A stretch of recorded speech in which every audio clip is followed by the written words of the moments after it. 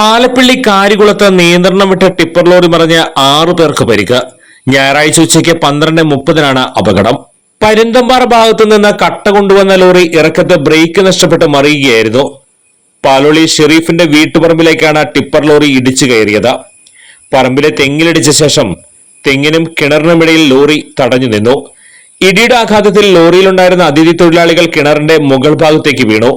കിണറിന്റെ മുകളിൽ ഇരുമ്പുവല ഉണ്ടായിരുന്നതുകൊണ്ട് വലിയൊരു അപകടം ഒഴിവായി. തെങ്ങിന്റെ തലഭാഗം ഒടിഞ്ഞ വീടിന്റെ ഗേറ്റും തകർന്നു.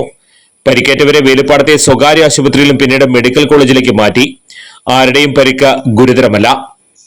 അപകടങ്ങൾ പതിവായി ഇറക്കത്ത് 3ാം തവണയാണ് നിയന്ത്രണം വിട്ട വാഹനം ഷെരീഫിന്റെ വീട്ടുപറമ്പിലേക്ക് ഇടിച്ചു കയറുന്നത്.